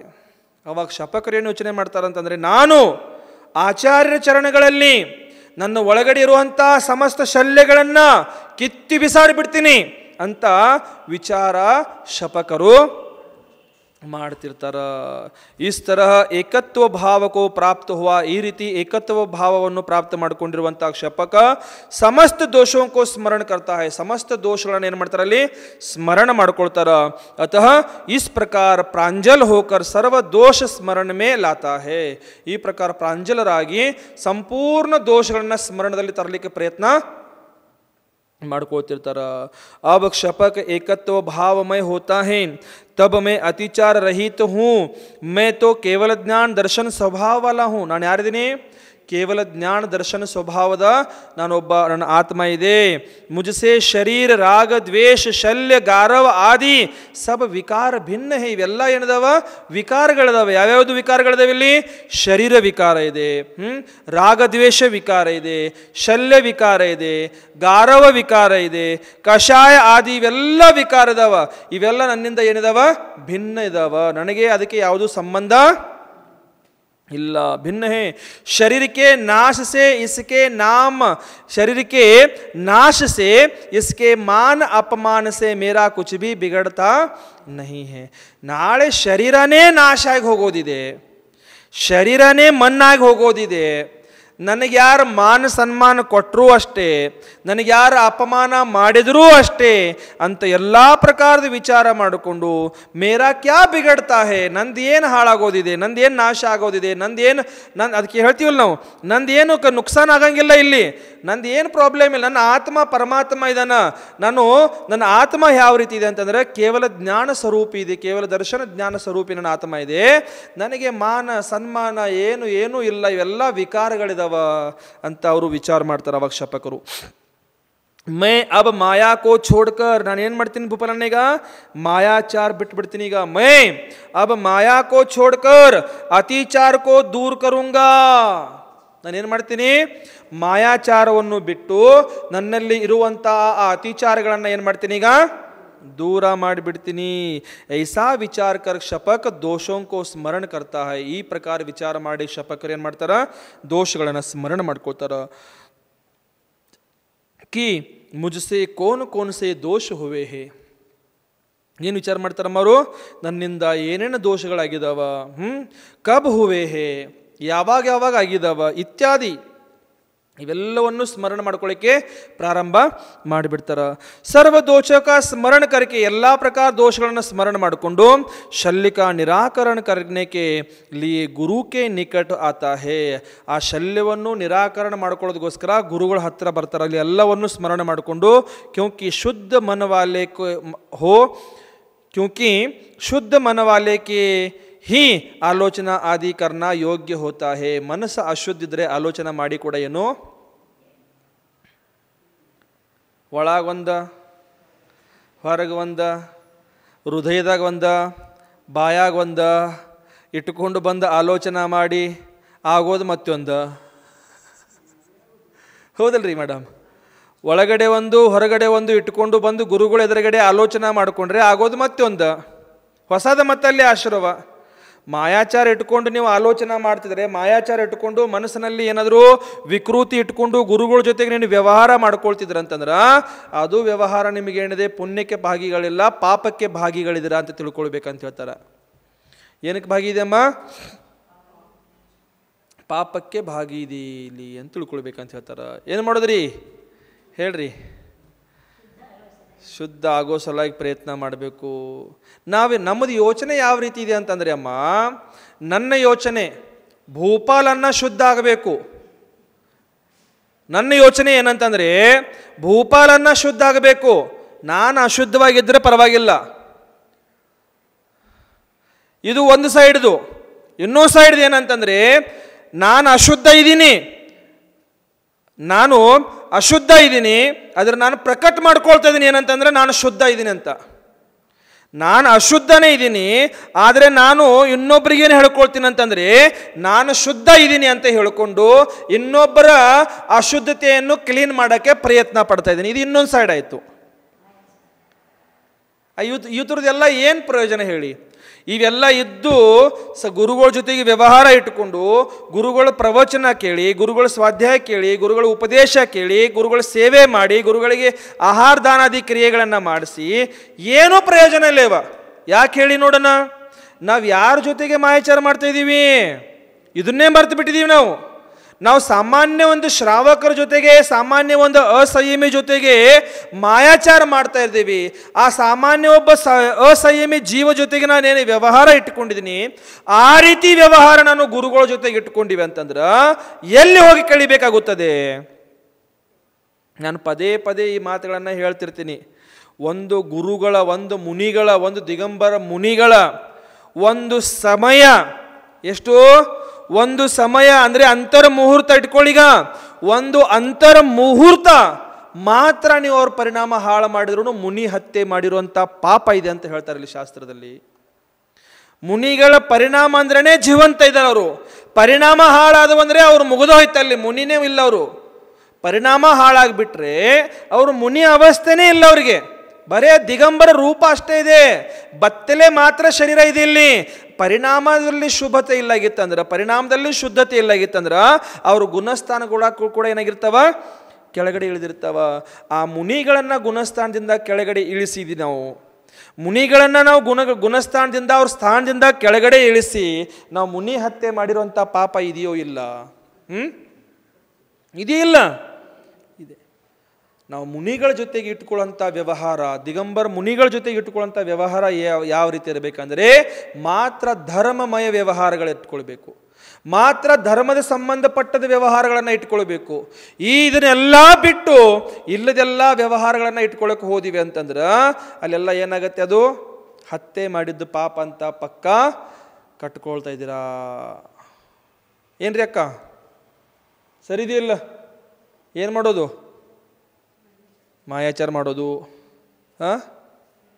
ಬಿಡ್ಬೇಕಾ? ನೋಡ್ರಿ, ವಿಚಾರ ಮಾಡಿರಿ. ಯಾರ್ಯಾರು ಕೇಳ್ತಿದ್ರೆ ಅವರು ಸಹ ವಿಚಾರ ಮಾಡಿ. ಯಾವಾಗ ನಿಮ್ಮ ಪುಣ್ಯದ ಉದಯದಿಂದ ದಿಗಂಬರ ಮುನಿಗಳ ದರ್ಶನ ಆಗತ್ತೆ, ಯಾವಾಗ ನಿಮ್ಮ ಪುಣ್ಯದ ಉದಯದಿಂದ ನಿಮ್ಮ ಊರಿನಲ್ಲಿ, ನಿಮ್ಮ ನಗರದಲ್ಲಿ, ನಿಮ್ಮ ಗ್ರಾಮದಲ್ಲಿ, ನಿಮ್ಮ ಮನೆ ಹತ್ತಿರ, ನಿಮ್ಮ ಬಸದಿಯಲ್ಲಿ ಯಾರೋ ದಿಗಂಬರ ಮುನಿಗಳು ಬರ್ತಾರ, ಆ ಮುನಿಗಳನ್ನು ಯಾವತ್ತು ಮುನಿ ಅಂತ ನೋಡೋಕೆ ಹೋಗಬೇಡಿ. ಮುನಿಗಳನ್ನು ಯಾವತ್ತೂ ಅದೊಂದು ಜೀವ, ಒಂದು ಪ್ರಾಣಿ ಅಂತ ನೋಡೋಕೆ ಹೋಗಬೇಡಿ. ಆ ಮುನಿಗಳನ್ನು ನೀವು ಸಾಕ್ಷಾತ್ ನಡೆದಾಡುವ ದೇವರಂತ ನೋಡಿ. ಪಂಚ ಪರಮೇಷ್ಠಿಗಳಲ್ಲಿ ಒಂದು ಪರಮೇಷ್ಠಿಗಳು ಬಂದಾರ ನಮ್ಮ ಮನೆಗೆ, ನಮ್ಮ ಊರಿಗೆ ಅಂತ ತಿಳ್ಕೊಳ್ಳಿ. ಪಂಚ ಪರಮೇಷ್ಠಿಗಳ ಪೂಜೆ ಮಾಡೋದು ದಿನ ನಮೋಕಾರ ಮಂತ್ರ ಹೇಳಿ ಕೂಡ ಏನೂ ಪ್ರಯೋಜನ ಇಲ್ಲ, ಮುನಿಗಳನ್ನು ನೀವು ಚೆನ್ನಾಗಿ ನೋಡ್ಕೊಳ್ದಿದ್ರೆ. ಏನ್ರಿ ಭೂಪಾಲಣ್ಣ ಏನು ಹೇಳ್ತಾರೆ ಇಲ್ಲಿ? ದಿನ ನಮೋಕಾರ ಮಂತ್ರ 24 ಗಂಟೆ ನಮೋಕಾರ ಮಂತ್ರ ಹೇಳಿ ಕೂಡ ಏನೂ ಪ್ರಯೋಜನ ಇಲ್ಲ. ಊರಲ್ಲಿ ಬಂದಿರುವಂಥ ಮುನಿಗಳನ್ನು ಚೆನ್ನಾಗಿ ನೋಡ್ಕೊಳ್ದಿದ್ರೆ ನಮೋಕಾರ ಮಂತ್ರದಲ್ಲೇ ನಮೋ ಆಯಿರ್ಯಾನಂ, ನಮೋ ಉವಜ್ಜಯಾಣಂ, ನಮೋ ಲೋಯೇ ಸವ್ವಸಾಹುಣಂ ಅನ್ನೋಂಥ ಪದಗಳನ್ನು ನಾವು ಹೇಳ್ತೀವಿ. ಆ ಪದಗಳನ್ನು ಹೇಳೋ ಪ್ರಕಾರ, ಆ ಪದಗಳ ಪ್ರಕಾರ ಸ್ವಲ್ಪ ವ್ಯವಹಾರಗಳನ್ನು ಅವ್ರ ಜೊತೆಗೆ ಚೆನ್ನಾಗಿ ಇಟ್ಕೊಂಡಿವಿ ಅಂತಂದ್ರೆ ನಮ್ಮ ಆತ್ಮ ಕಲ್ಯಾಣ ಸಹ ಆಗಬಹುದು. ಮೇಡಮ್ ಸರಿದಿಲ್ರಿ? ಏನು ಮಾಡೋದು ನೋಡ್ರಿ. ಎಟ್ ಜೀವಿಶ್ I don't know, you can go now ಅಪ್ಲೆ ಹೌಸ್. ಮೇಡಮ್ ಗಡಿಯಾರು ನೋಡ್ತಾರೆ, ಇಷ್ಟಾಗ ಬೇಗ ಮಹಾರಾಜರ ಅಪ್ಲೆ ಹೌಸ್ ಅಂತದಾರಂತ. ಇವು ಕೆಲವೊಂದು ಇಂಗ್ಲೀಷ್ ಪದಗಳನ್ನು ಕಲ್ಕೊಂಡ್ಬಿಟ್ಟಿರ್ತೀನಿ ಯಾರ್ಯಾರ ಕಡೆಯಿಂದ, ಅದನ್ನು ಯೂಸ್ ಮಾಡ್ತಿರ್ತೀನಿ ಇಲ್ಲಿ ಧಡಾಧಡ್. ಇಂಥ ವಿಚಿತ್ರ ಪ್ರಾಣಿ ನಾವೊಬ್ಬ, ಹೌದಲ್ರಿ ಭೂಪಾಲಣ್ಣ? ಏನೋ ಕಲ್ತು ಬಿಟ್ಟಿರ್ತೀನಿ ಯಾರ್ಯಾರ ಕಡೆಯಿಂದ, ಕಲ್ತು ಇಲ್ಲಿ ಉಪಯೋಗ ಮಾಡ್ತಿರ್ತೀನಿ. ಎಲ್ಲಿ ಅದು ಸಮಯ ಸಂದರ್ಭ ಏನು ಗೊತ್ತಿಲ್ಲ, ಸುಮ್ಮನೆ ಹೇಳ್ಕೊಂತ ಹೋಗೋದು ಅದನ್ನ. ಈ ಪ್ರಕಾರ ಎಲ್ಲಿ ಹೋಯ್ತು? ಆಲೋಚನಾ के लिए ಉಚಿತ ಕಾಲ ಆದಿ का ನಿರ್ದೇಶ करते हैं. ಇನ್ನು ಆಲೋಚನಾ ಯಾವಾಗ ಬೇಕಾದಾಗ ಹೋಗಿ ಮಾಡ್ಕೊಳ್ಳಂಗಿಲ್ಲ. ಆಲೋಚನೆ ಕೂಡ ಯಾವಾಗ ಬೇಕಾದಾಗ ಹೋಗಿ ಮಾಡ್ಕೊಳ್ಳಂಗಿಲ್ಲ. ಆಲೋಚನೆ ಮಾಡ್ಕೊಳ್ಬೇಕಾದ್ರೆ ಅದಕ್ಕೊಂದು ಉಚಿತ ಕಾಲ ಇದೆ, ಉಚಿತ ಸಮಯ ಇದೆ, ಅದಕ್ಕೊಂದು ಸಮಯ ಸಂದರ್ಭಗಳನ್ನು ಹೇಳಿದಾರ. ಆ ಸಮಯ ಸಂದರ್ಭದಲ್ಲೇ ಹೋಗಿ ಗುರುಗಳ ಹತ್ರ ಆಲೋಚನೆ ಮಾಡ್ಕೊಳ್ಬೇಕು ಅಂತ ಹೇಳ್ಯಾರ.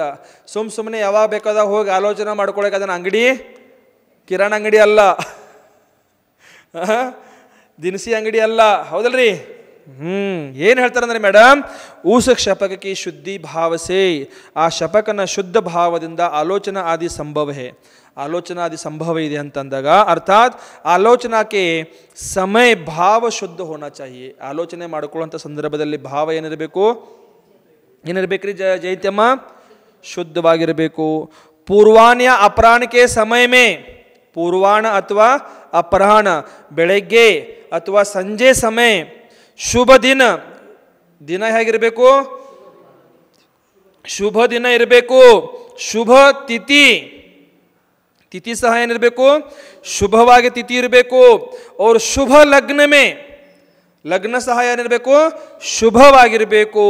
ಶುಭ ಲಗ್ನ ಮೇ ಆಲೋಚನಾ ಕರ್ನಿ ಚಾಹಿಯೇ. ಇವೆಲ್ಲ ಶುಭವಾಗಿರ್ಬೇಕು. ನೋಡ್ರಿ ಇಲ್ಲಿ ಏನು ಹೇಳ್ತಾರೆ ಅಂದ್ರೆ, ಆಲೋಚನಾ ಮಾಡ್ಕೊಳ್ಳುವಂಥ ಸಂದರ್ಭದಲ್ಲಿ ಆ ಸಮಯ ಏನಿರ್ಬೇಕಂದ್ರೆ ಭಾವ ಶುಭವಾಗಿರಬೇಕು ಮೊದಲು.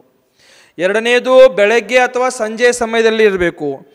ಮೂರನೇದು ಶುಭ ದಿನ ಇರಬೇಕು, ಶುಭ ತಿಥಿ ಇರಬೇಕು ಮತ್ತು ಶುಭ ಲಗ್ನದಲ್ಲಿ ಆ ಶಪಕ ಹೋಗಿ ಗುರುಗಳ ಎದುರುಗಡೆ ಆಲೋಚನೆ ಮಾಡಬೇಕು. ಯಹಾ ಭಾವ और काल आलोचना के लिए कैसा हो सकता हो यह बताते हैं. ಇಲ್ಲಿ ಭಾವ ಮತ್ತು ಕಾಲ ಆಲೋಚನೆಗೋಸ್ಕರ ಹೇಗಿರಬೇಕು ಅದನ್ನು ಇಲ್ಲಿ ಮುಂದೆ ಹೇಳ್ತಾರೆ. ಆಲೋಚನಾ के लिए ಯೋಗ್ಯ ಸ್ಥಾನ, ಆಲೋಚನೆಗೋಸ್ಕರ ಸ್ಥಾನ ಕೂಡ ಯೋಗ್ಯ ಇರಬೇಕು. ಎಲ್ಲಿ ಬೇಕಲ್ಲಿ, ಎಲ್ಲಿ ಹೊರಗಡೆ ತಿರುಗಾಡ್ತಾ ಇದ್ದೇವ, ವಿಹಾರ ಮಾಡ್ತಿದ್ದೀವಿ, ಆಹಾರ ಮಾಡ್ತಿದ್ದೀವ, 4-5 ಜನ ಬಂದು ಇಲ್ಲಿ ಕುತ್ಕೊಂಡು ಚರ್ಚೆ ಮಾಡ್ತಾರೆ, ಪ್ರವಚನ ಹೇಳ್ತಾರೆ, ಸ್ವಾಧ್ಯಾಯ ನಡೀತದೆ, ಅಂತಲ್ಲಿ ಬಂದು ಆಲೋಚನೆ ಮಾಡ್ಕೊಂಡು ಹೋಗುವಂಥದ್ದಲ್ಲದು. ಆಲೋಚನಾ ಮಾಡ್ಕೊಳ್ಳೋಕ್ಕೂ ಒಂದು ಸ್ಥಾನ ಇದೆ, ಆಲೋಚನೆ ಮಾಡಲಿಕ್ಕೂ ಕೂಡ ಒಂದು ಸ್ಥಾನ ಇದೆ. ಆ ಸ್ಥಾನ ಹೇಗಿರ್ಬೇಕಂತ ಹೇಳ್ತಾರೆ ಅಂದ್ರೆ, ಜಿಸ್ ಸ್ಥಾನ ಪರ್ ಪತ್ತೋಂ ಸೆ ರಹಿತ ವೃಕ್ಷ ಹೋ, ಯಾವ ಸ್ಥಾನದಲ್ಲಿ ಪತ್ತೆ, ಪತ್ತೆ ಅಂದರೆ ಎಲೆಗಳು, ಎಲೆಗಳಿಂದ ರಹಿತವಾಗಿರುವಂಥ ವೃಕ್ಷ ಹೋ, सूखा वृक्ष, कांटेदार वृक्ष, कड़वा नींब आदि का वृक्ष, छाया रहित या गिरा हुआ जीर्ण अग्नि से या बिजली से जला हुआ वृक्ष हो, वह स्थान आलोचना के योग्य नहीं है. ತಲೆ ಹಾಳು ಮಾಡ್ಕೊಂಡ್ಬಿಟ್ಟಾರು. ಇಲ್ಲಿ ನೀವು ಮುಂದೆ ಓದೋ ತನಕ ಕೇಳ್ಕೊಳಂಗಿಲ್ಲ, ನಾವೇನು ಮಾಡೋದು? ಇಲ್ಲಿ ಹೇಳಿ ಏನು ಹೇಳ್ತಾರಂದ್ರೆ, ಆಲೋಚನೆಗೆ ಸ್ಥಾನ ಯಾವ ರೀತಿ ಇರಬೇಕಪ್ಪ ಅಂತಂದ್ರೆ, ಎಲೆಗಳಿಂದ ರಹಿತವಾಗಿರುವಂಥ ವೃಕ್ಷ, ಆಮೇಲೆ ಸೂಖಾ ವೃಕ್ಷ, ಒಣಗೋಗಿರುವಂಥ ವೃಕ್ಷ, ಆಮೇಲೆ ಕಾಟೇದಾರ ವೃಕ್ಷ, ಮುಳ್ಳಿನಿಂದ ಜಾಲಿ ಮರ ಇರ್ತಾವೆ ನೋಡ್ರಿ, ಅಂಥ ಮರಗಳಿರಬಾರ್ದು. ಆಮೇಲೆ ಕಡವಾ ನೀಂಬ ಆದಿಕ ವೃಕ್ಷ, ನಿಂಬೆ ಹಣ್ಣದು ವೃಕ್ಷ ಇರ್ತಾವಲ್ಲ, ಬೇವಿನ ವೃಕ್ಷ ಎಲ್ಲ ಇಂಥವೆಲ್ಲ. ಛಾಯಾರಹಿತ, ನೆರಳಿಂದ ರಹಿತವಾಗಿರಬಾರ್ದು. ಯಾ ಗಿರಾ ಹೂವ, ಬಿದ್ದು ಹೋಗಿದ್ದು ಮರ ಇರಬಾರ್ದು. ಅಥವಾ ಜೀರ್ಣ ಹೂವ, ಜೀರ್ಣ ಆಗಿರುವಂಥ ಮರ ಇರಬಾರ್ದು. ಅಗ್ನಿ ಸೇ ಯಾ ಬಿಜ್ಲಿ ಸೇ ಜಲಾ ಹೂವ, ಬೆಂಕಿಯಿಂದ ಅಥವಾ ಶಿಡ್ಲಿಂದ ಸುಟ್ಟಿರುವಂಥ ವೃಕ್ಷ, ಜಲಾ ಹೂವ ವೃಕ್ಷ ಹೋ, ವಹ ಸ್ಥಾನ ಆಲೋಚನಾ ಕೇಳಿಯೇ, ಆ ಸ್ಥಾನಗಳು ಆಲೋಚನೆಗೋಸ್ಕರ ಯೋಗ್ಯ ಇಲ್ಲ. ಸಮझे? समझ गए कि नहीं? समझे समझे समझे. शूद्र अल्प शक्ति वाले देवों का स्थान जहां पर घास, मत्तिल ಹೇಳ್ತಾರೆ ನೋಡ್ರಿ, ಶೂದ್ರ ಅಲ್ಪ ಶಕ್ತಿ ವಾಲೆ ದೇವೋಂ ಕಾ ಸ್ಥಾನ್, ಶೂದ್ರ ಅಲ್ಪ ದೇವತೆಗಳ ಅಲ್ಪಶಕ್ತಿ ದೇವತೆಗಳ ಸ್ಥಾನ. ಜಹಾ ಪರ್ ಘಾಸ್, ಅಲ್ಲಿ ಹುಲ್ಲು, ಆಮೇಲೆ ಕಲ್ಲುಗಳು, ಕಾಷ್ಟ ಮರತುಂಡಗಳು, ಹಡ್ಡಿ ಮೂಳೆಗಳು, पत्ते ಎಲೆಗಳು, और मिट्टी धूल के ढेर लगे हो, ಮಣ್ಣಿನ ಧೂಳು ಇರುತ್ತಲ್ಲ, ಧೂಳದ ಕಸ, ತಿಪ್ಪೆ ಅಂತೀವಿ ಅದಕ್ಕೆ ನಾವು. धूली राख मल आदि से भरा हुआ सोना घर या कोई स्थान हो, ಇಂಥವು ಯಾವುದೇ ಸ್ಥಾನಗಳಿರಲಿವ ಅಂದರೆ ಯಾವ್ಯಾವುದು? ಧೂಳ, ಬೂದಿ, ಮಲ ಆದಿಯಿಂದ ತುಂಬಿರುವಂಥ ಸೂನ ಅಂದರೆ ಖಾಲಿ ಸ್ಮಶಾಂತರ ಅಂತ ಸ್ಥಾನ. ಆಮೇಲೆ ಸೂನಾ ಘರ್ ಯಾ ಕೋಯಿ ಸ್ಥಾನ ಹೋ ಯಾ रुद्र आदि का देवालय हो, ये सब स्थान आलोचना के लिए योग्य नहीं है. ಇವ್ಯಾವುದು ಸ್ಥಾನಗಳು ಆಲೋಚನೆಗೋಸ್ಕರ ಯೋಗ್ಯ ಇಲ್ಲ. तथा इन्हीं के समान अन्य कोई निंदनीय स्थान भी योग्य नहीं है, त्याज्य है. ನಿಂದನೀಯ ಸ್ಥಾನಗಳು ಕೂಡ ಆಲೋಚನೆ ಮಾಡ್ಕೊಳ್ಳಿಕ್ಕೆ ಅಮ್ಮ ಏನಿಲ್ಲ, ಯೋಗ್ಯ ಇಲ್ಲ ಅಂತ ತಿಳ್ಕೊಳ್ಬೇಕು ಅಂತ ಹೇಳ್ತಾರೆ ಇಲ್ಲಿ. ಅರ್ಥ ಆಯ್ತಿದು? जो निर्यापकाचार्य शपक द्वारा परिशुद्ध आलोचना करवाना चाहते हैं, उन्हें उक्त असमाधान अशांतिकारक स्थान सर्वथा छोड़ देना चाहिए. ಯಾವ್ಯಾವ ಇಲ್ಲಿ ಮೇಲೆ ಹೇಳಿದ್ರಲ್ಲ ಅವೆಲ್ಲ ಸ್ಥಾನಗಳನ್ನು ಏನು ಮಾಡಬೇಕು? ನಿರ್ಯಾಪಕಾಚಾರ್ಯರು ಮತ್ತು ಶಪಕರದನ್ನ ಬಿಟ್ಟು ಯೋಗ್ಯವಾದ ಸ್ಥಾನದಲ್ಲಿ ಹೋಗಿ ಅವರು ಆಲೋಚನೆ ಮಾಡಿಕೊಳ್ಬೇಕು. ಆಲೋಚನಾ के अयोग्य स्थानों को कहकर अब योग्य स्थानों को निर्देश करते हैं. ಇಲ್ಲಿವರೆಗೆ ಅಯೋಗ್ಯ ಸ್ಥಾನವನ್ನು ಹೇಳಿದ್ರು, ಇನ್ನು ಯೋಗ್ಯ ಸ್ಥಾನಗಳು ಯಾವ್ಯಾವ ಅದನ್ನ ಇಲ್ಲಿ ಹೇಳ್ತಾರೆ ಆಲೋಚನೆ ಮಾಡ್ಕೊಳ್ಳೋದಕ್ಕೋಸ್ಕರ. ಶ್ರೀ ದೇವಾದಿದೇವ ಜಿನೇಂದ್ರ ಪ್ರಭು ಕಾ ಮಂದಿರ್ ಹೋ. ಪ್ರಥಮ ಯಾವ್ದು ಹೇಳಿದ್ರಲ್ಲಿ? ಜಿನೇಂದ್ರ ಭಗವಂತರ ಜಿನ ಮಂದಿರ ಇರಬೇಕು. ಅಥವಾ ಸುಂದರ ತೋರಣೋ ಸೆ ಯುಕ್ತ ಯಕ್ಷ ನಾಗಾದಿಕಾ ಮಂದಿರ್ ಹೋ. ಸುಂದರವಾದ ತೋರಣಗಳನ್ನು ಕಟ್ಟಿರ್ತಾರೆ ನೋಡ್ರಿ ಬಾಗಿಲಿಗೆ. ಆ ತೋರಣಗಳಿಂದ ಯುಕ್ತವಾಗಿರುವಂಥ ಯಕ್ಷ ನಾಗ ಆದಿ ಇವರೆಲ್ಲರದ ಮಂದಿರಗಳಿರಬಹುದು. ಕಮಲ ವನೋಸೆ ಸುಶೋಭಿತ ಸ್ವಚ್ಛ ಜಲಸೆ ಪೂರ್ಣ ಸರೋವರ ಹೋ. ಕಮಲ ಅಂದರೆ ತಾವರೆ ಹೂವುಗಳೆಲ್ಲ ಅರಳಿರ್ತಾವೆ ನೋಡ್ರಿ ಅಲ್ಲಿ ಕೆರೆಯಲ್ಲಿ, ಆ ಸರೋವರದಲ್ಲಿ. ಅಂಥ ಸುಶೋಭಿತವಾಗಿರುವಂಥ ಸರೋವರ ಕೂಡ ಇರಬಹುದು. ಆಮೇಲೆ ಸಬ್ ಜೀವೋಂಕೆ ಲಿಯೆ ಉಪಕಾರಕ ऐसे ಉನ್ನತ ವೃಕ್ಷೋं से ಮಂಡಿತ ಸ್ಥಾನ ಹೋ. ಎಲ್ಲ ಜೀವಿಗಳಿಗೆ ಉಪಕಾರ ಮಾಡುವಂಥ ಉನ್ನತವಾಗಿರುವಂಥ ವೃಕ್ಷಗಳಿಂದ ಮಂಡಿತವಾಗಿರುವಂಥ ಸ್ಥಾನ ಇರಬೇಕು. नम्र सज्जनों के द्वारा भूषित मंदिरों में अथवा सज्जनों के समान वृक्षों से सुशोभित उद्यान आलोचना के योग्य स्थान होता है. ಅದು ಮಂದಿರ ಇರಬಹುದು ಅಥವಾ ಉದ್ಯಾನ ಆಗಿರಬಹುದು, ಅದು ಕೂಡ ಆಲೋಚನೆ ಮಾಡ್ಕೊಳ್ಳೋಕ್ಕೆ ಯೋಗ್ಯವಾದ ಸ್ಥಾನ ಇದೆ. इंद्रियों के लिए मनोहर ऐसे समुद्र और नदी के किनारे छायादार पवित्र पत्र पुष्पों से फलों से युक्त रसीले वृक्षों से युक्त स्थान आलोचना के लिए श्रेष्ठ कहा जाता है. ಏನಿರಬೇಕಂದ್ರೆ ಇಂದ್ರಿಯೋं के लिए मनोहर, ಇಂದ್ರಿಯಗಳಿಗೆ ಮನಸ್ಸಿಗೆ ಸಮಾಧಾನ ಕೊಡುವಂಥ ಸಮುದ್ರ ಇರ್ಬೋದು, ನದಿ ಇರ್ಬೋದು, ಅಥವಾ ನದಿ ದಡದಲ್ಲಿರಬಹುದು, ಅಥವಾ ಛಾಯಾದಾರ ನೆರಳಿಂದ ತುಂಬಿರುವಂಥ ಮರಗಳಿರಬಹುದು, ಪವಿತ್ರ ಪತ್ರ ಪುಷ್ಪೋಸೆ ಫಲೋಸೆ ಸುಶೋಭಿತ ಪವಿತ್ರವಾದ ಎಲೆಗಳು, ಹಣ್ಣುಗಳು, ಹೂವಿನಿಂದ ತುಂಬಿರುವಂಥ ಆ ವೃಕ್ಷಗಳಿರ್ಬೋದು. ಆಮೇಲೆ ಅಂಥ ಸ್ಥಾನದಲ್ಲಿ ನೀವು ಆಲೋಚನೆ ಮಾಡ್ಕೊಳ್ಳೋಕೆ ಏನಿದೆ ಮೇಡಮ್? ಉತ್ತಮವಾದ ಶ್ರೇಷ್ಠವಾದ ಸ್ಥಾನ ಇದೆ ಅಂತ ತಿಳ್ಕೊಳ್ಬೇಕು. ಆಲೋಚನಾ ಸುಲೋಚನಾ ಅಲ್ಲ, ಆಲೋಚನಾ. ನಿದ್ದೆ ಐತೆ ಬರೇ ಮಲಗೋದಾಗಿದೆ, ಕುಂಭಕರ್ಣಗಳಾಗಿಬಿಟ್ಟಿವಿ ನಾವೆಲ್ಲ. ಹೌದಲ್ರಿ ಅಮ್ಮ? ಹಗಲೊತ್ತು ಮಲಗಿದ್ರೆ ಏನಾಗತ್ತೆ? ಹಗಲೊತ್ತು ಮಲಗಿದ್ರೆ ಏನಾಗತ್ತೆ? ಹಗಲೊತ್ತು ಮಲಗಿದ್ರೆ ನಿದ್ದೆ ಬರುತ್ತೆ ಅಂತ ಇವು ಕಥೆಯವ್ರದು. ಹಗಲೊತ್ತು ಎಷ್ಟು ಮಲಗ್ತೀರಾ ಯಾಕೆ ಹೇಳಿದಾರ ಅಂತಂದರೆ, ಹಗಲೊತ್ತು ನಿಮ್ಮ ಇಂದ್ರಿಯಗಳು ಜಾಗೃತವಾಗಿರ್ತಾವ. ಆ ಜಾಗೃತ ಅವಸ್ಥೆಯಲ್ಲಿ ನೀವೆಷ್ಟು ಪ್ರಮಾದ ಮಾಡ್ತೀರಾ, ಎಷ್ಟು ಆಲಸ್ಯ ಮಾಡ್ತೀರಾ, ಅದು ಕರ್ಮದ ಪ್ರಭಾವ ಸಹ ಅಷ್ಟು ಡಬ್ಬಲ್ ತಿಬ್ಬಲವಾಗಿರುತ್ತೆ ಅಂತ ಹೇಳ್ತಾರೆ ಇಲ್ಲಿ. ಆಲಸ್ಯ ಮಾಡಬಾರ್ದು, ಪ್ರಮಾದ ಮಾಡಬಾರ್ದು, ಆಳಸಿ ಆಗಬಾರ್ದು. ಆಳಸಿ ಆಗಿಬಿಟ್ಟಿದೆ, ಆಳಸಿ ಇದು. ಕರ್ಮಗಳ ಒಂದಿಲ್ಲ ಡಬ್ಬಲ್ ಬರ್ತಾವ ಅಂತ ಹೇಳಿದ್ರೆ ಅಲ್ಲಿ. ಒಂದಕ್ಕಿನ್ನೊಂದು ಫ್ರೀ. ಅದು ಒನ್ ಗೆಟ್ ಒನ್ ಫ್ರೀ ಏನು ಹೇಳ್ತಾರಲ್ಲ ಅದು ಅಲ್ಲ, ಇಂಗ್ಲೀಷಲ್ಲಿ ಏನು ಹೇಳ್ತಾರೆ ಅದಕ್ಕೆ?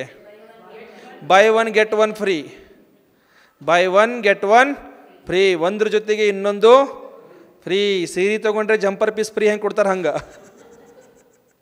ನಿಮ್ಮ ಕಡೆ ಕೊಡ್ತಾರಲ್ಲ, ಕಡೆ ಉತ್ತರ ಕನ್ನಡದಾಗ ಒಂದು ಸೀರೆ ತೊಗೊಂಡ್ರೆ jumper piece, blouse piece free ಕೊಡ್ತಾರೆ ಕಡೆ. ಹಾಗೆ ಒಂದಕ್ಕೆ ಜೊತೆಗೆ ಇನ್ನೊಂದು ಫ್ರೀ ನೋಡ್ರಿ ಇಲ್ಲಿ ಕರ್ಮಗಳು. ಹಗಲೊತ್ತು ಮಲಗಿದರೆ ನಿದ್ದೆ ಬಂದರೆ ಏನು ಮಾಡೋದು ಅವಾಗ? ಅಜ್ಜಿ ಹೇಳ್ರಿ, ಮಲ್ಕೊಂಡ್ಬಿಡೋದು. ವಯಸ್ಸೆಷ್ಟು ನಿಮಗೀಗ? ವಯಸ್ಸು 83 ವಯಸ್ಸಿದೆ ಅವ್ರಿಗೆ. 83 ವಯಸ್ಸಿದೆ, ಅವ್ರು ವಿಶ್ರಾಂತಿ ಮಾಡ್ತಿರ್ಬೋದು. ಆದರೆ ಅವ್ರು ಎಷ್ಟು ಪ್ರಯತ್ನ ಮಾಡ್ತಾರ ಅಂತಂದ್ರೆ, ಏನಾಗಿ ನಿದ್ದೆ ಬರ್ಕೈತ, ಏನಾಗಿ ಆಲಸ್ಯ ಬರ್ಕೈತ, ಪ್ರಮಾದ ಬರ್ಕೈತೆ ಅಂದರೆ ಏನಾದರೂ ಲೇಖನ ಮಾಡ್ಕೊಂಡು ಕೂತ್ಕೊಳ್ತಾರಂತವ್ರು, ಬರ್ಕೋಂತ ಕೂತ್ಕೊಳ್ತಾರಂತವ್ರು. ಆದರೆ ಮಲಗಲ್ಲ.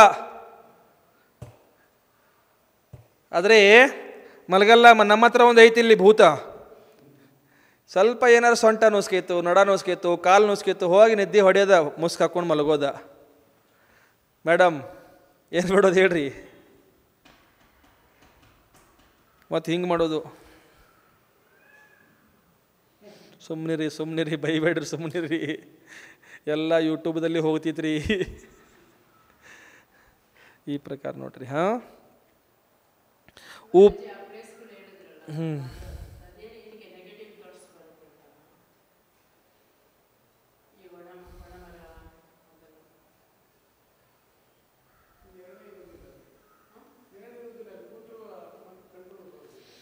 ಈಗ ಒಂದು ಉದಾಹರಣೆ ಹೇಳ್ತಾರಲ್ಲಿ, ಜಪಕ್ಕೆ ಕೂತ್ಕೊಳ್ತೀರ ಮನೆ ಮೇಲೆ ಜಪಕ್ಕೆ ಕೂತ್ಕೊಳ್ತಿರಲ್ಲ, ಕೆಲವೊಂದು ಮನೆಗಳನ್ನ ಮಾಡಿರ್ತಾರೆ, ಮರ ಬಿದ್ದು ಹೋಗಿರುತ್ತೆ, ಏನೋ ಒಂದು ಕಾರಣದಿಂದ ಮರ ಬಿದ್ದು ಹೋಗಿರುತ್ತೆ ಅಥವಾ ಏನೋ ಆಗಿರುತ್ತೆ, ಬಿದ್ದು ಹೋಗಿರುತ್ತೆ. ಅದು ಆ ಬಿದ್ದು ಹೋಗಿರುವಂಥ ಮರ ಒಣಗಿ ಹೋಗಿರುತ್ತೆ. ಅದು ಆ ಮರದ ತುಂಡು ತಂದು ಮನೆ ತಯಾರು ಮಾಡಿರ್ತಾರಲ್ಲ, ಹಲಗೆ ತೆಗೆದು ಆ ಮರದ ಹಲಗೆ ಮೇಲೆ ಮನೆ ಮೇಲೆ ಕುತ್ಕೊಂಡು ಜಪ ಹಾಕಿ ನೋಡಿ.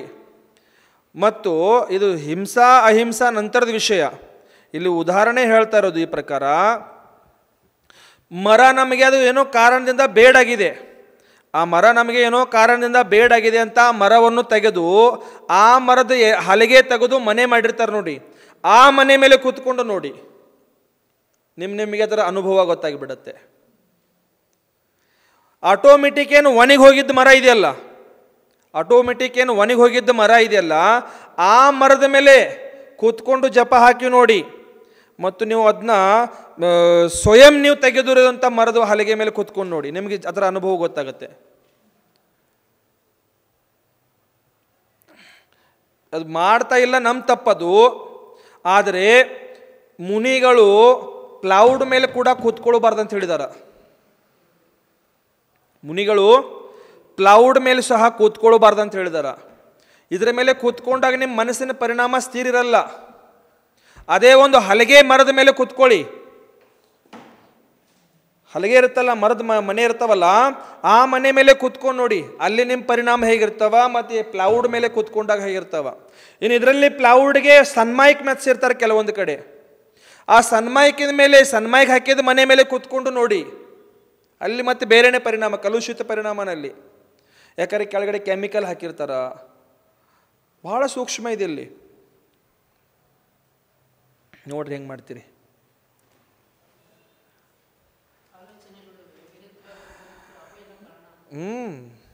ಇವು ನಮ್ಮ ಕಣ್ಣಿಗೆ ಕಾಣಿಸ್ತಿಲ್ಲ ಅವ, ಆದರೆ ಬಾಹ್ಯ ವಾತಾವರಣದಲ್ಲಿ ಅಂಥವೆಲ್ಲ ಬಹಳ ಇದಾವ. ನಮ್ಮ ಕಣ್ಣಿಗೆ ಕಾಣಿಸ್ತಾ ಇಲ್ಲ, ಆದರೆ ನಮ್ಮ ಬಾಹ್ಯ ವಾತಾವರಣದಲ್ಲಿ ಬಹಳಷ್ಟು ಇದಾವ. ನಾವು ಮೈ ಮೇಲೆ ಹಾಕೊಳ್ಳೋಂಥ ಬಟ್ಟೆಗಳಿದಾವೆ. ನಿಮಗೆ ಬಟ್ಟೆ ಹಾಕ್ಕೊಂಡಿರ್ತಾರ, ಎಲ್ಲಾದ್ರೂ ಅದು ಸಿಲಾಯಿ, ಅದೇನು ಮಷೀನಿಂದ ಹೊಲಿದಿರ್ತಾರಲ್ಲ, ಎಲ್ಲಾದ್ರೂ ಹಿಂಗೆ ಅದು ಶಿಲಾಯಿ ಉಚ್ಚಿದ್ರೂ ಕೂಡ ಬಟ್ಟೆ ಹಾಕೊಳ್ಬಾರ್ದು ಅಂತ ಹೇಳಿದಾರ. ಶಿಲಾಯಿ ಬಿಚ್ಚಿದ್ರೂ ಸಹ ಬಟ್ಟೆ ಹಾಕೊಳ್ಬಾರ್ದು ಅಂತ ಹೇಳಿದಾರ. ಜೀರ್ಣ ಆಗಿದ್ದು ಬಟ್ಟೆನೂ ಹಾಕೊಳ್ಬಾರ್ದು ಅಂತ ಹೇಳಿದಾರ. ಸುಟ್ಟಿರೋ ಬಟ್ಟೆ ಹಾಕೊಳ್ಬಾರ್ದು ಅಂತ ಹೇಳಿದಾರ. ಹರಿದು ಹೋಗಿರೋ ಬಟ್ಟೆ ಮತ್ತೆ ಹೊಲದು ಹಾಕೊಳ್ತಾರಲ್ಲ, ಅದನ್ನೂ ಹಾಕೊಳ್ಬಾರ್ದು ಅಂತ ಹೇಳಿದಾರ. ಇವೆಲ್ಲ ನಿಮ್ಮ ನೆಗೆಟಿವ್ ಥಾಟ್ಸ್ಗೆ ನಿಮಿತ್ತಿಗಳಿದಾವೆ. ಇವೆಲ್ಲ ನೆಗೆಟಿವ್ ಚಿಂತನೆಗೆ ವಿಚಾರಕ್ಕೆ ಇವೆಲ್ಲ ನಿಮಿತ್ತಿಗಳಿದಾವೆ ಅಂತ ಹೇಳ್ತಾರೆ.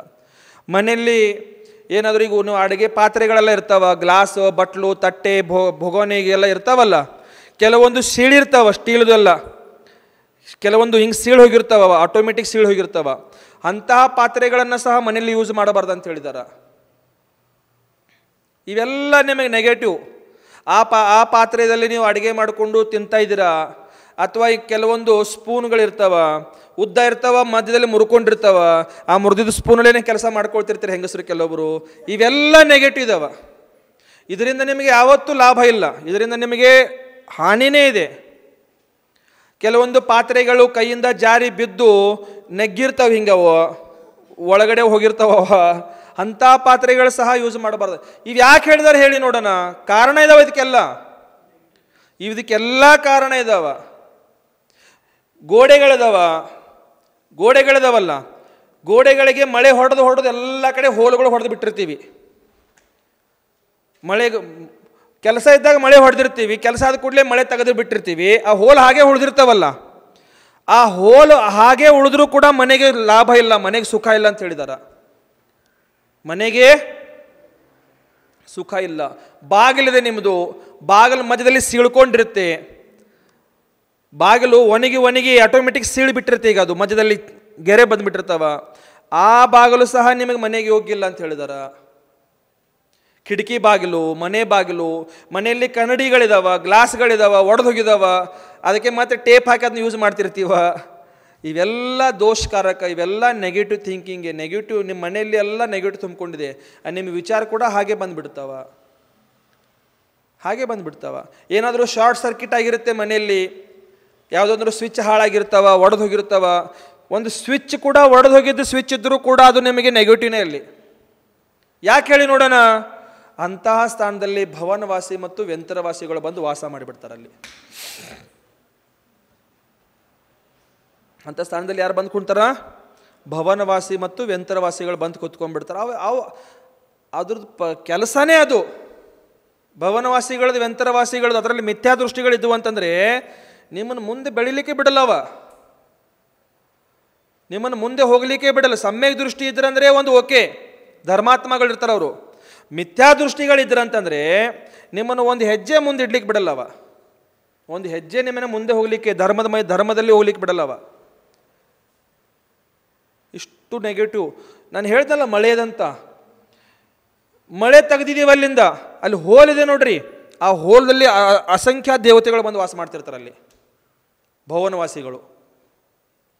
ಇವೆಲ್ಲ ಹೇಳ್ತಾರೆ ಶಾಸ್ತ್ರದಲ್ಲಿ, ಇವೆಲ್ಲ ವಾಸ್ತುಶಾಸ್ತ್ರದಲ್ಲಿ ಬರ್ತವೆ. ಇವೆಲ್ಲ ಬಹಳ ಜಾಗೃತವಾಗಿರಬೇಕು. ಸುಮ್ಮನೆ ನಾವು ಗೋಡೆ ಕಡಿದ್ವಿ, ಬಾಗಲ ಆ ಕಡೆ ತೆಗೆದು ಈ ಕಡೆ ಹಾಕಿದ್ವಿ, ಆ ಗೋಡೆ ತೆಗೆದು ಈ ಕಡೆ ಹಾಕಿದ್ವಿ, ಈ ಗೋಡೆ ತಂದು ಅಲ್ಲಿ ಹಾಕಿದ್ವಿ, ಈ ರೂಮ್ ಬಾಗಲ ಆ ಕಡೆ ಹಾಕಿದ್ವಿ, ಆ ಕಿಟಕಿ ತೆಗೆದು ಇಲ್ಲಿ ಹಾಕಿದ್ವಿ, ಆ ಟಾಯ್ಲೆಟ್ ಬಾತ್ರೂಮ್ ತೆಗೆದು ಈ ಚಿಕ್ಕಡೆ ಟಾಯ್ಲೆಟ್ ಬಾತ್ರೂಮ್ ಮಾಡಿದ್ವಿ, ದೇವರ ಮನೆ ಇಲ್ಲಿಂದ ಅಲ್ಲಿ ಹೋದ ಶಿಫ್ಟ್ ಮಾಡಿದ್ವಿ, ಬೆಡ್ರೂಮ್ ಅಲ್ಲೇದು ಇಲ್ಲೇ ಆಯಿತು, ಇಲ್ಲೇದು ಅಲ್ಲೇ ಆಯಿತು, ಕಬಾಡು ಅದು ಇದು ಎಲ್ಲ ಹಾಳು ಮಾಡ್ಕೊಂಡ್ಬಿಟ್ಟಿತ್ತು ಅಲ್ಲೆಲ್ಲ.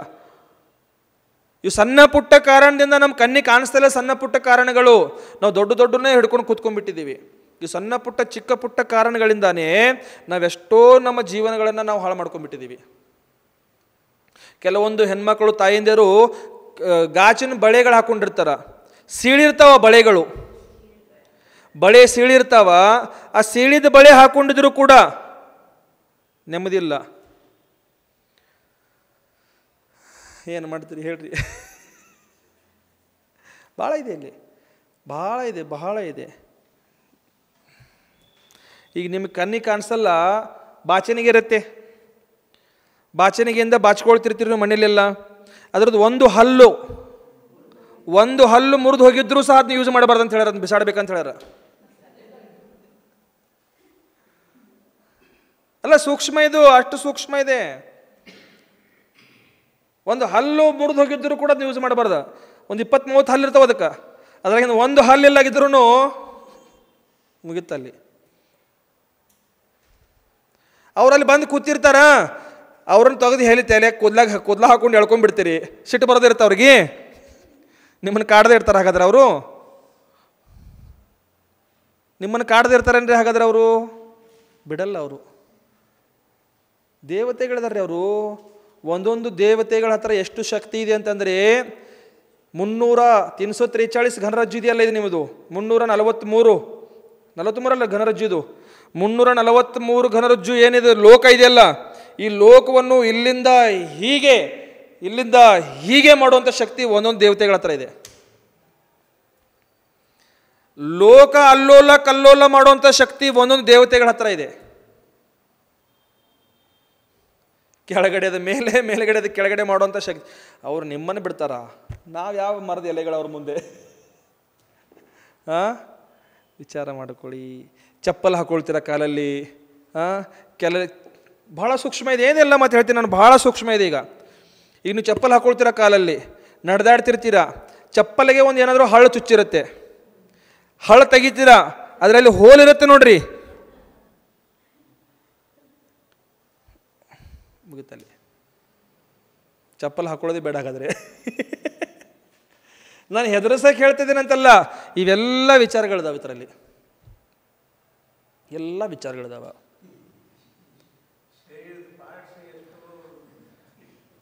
ಈಗ ನಿಮಗೂ ಒಂದು ಉದಾಹರಣೆ ಹೇಳ್ತೀನಿ. ಈಗ ನೀವು ಅಬ್ಸರ್ವ್ ಮಾಡ್ಬೋದು. ನೀವು ಕೂತಿದ್ರಲ್ಲ, ಅಲ್ಲಿ ಗೋಡೆ ಇದೆಯಲ್ಲ, ಅದು ಸೀಳ್ಕೊಂಡ್ಬಿಟ್ಟಿದೆ, ಅದು ಬಿರುಕು ಬಿಟ್ಟಿದೆ ಅಲ್ಲಿ.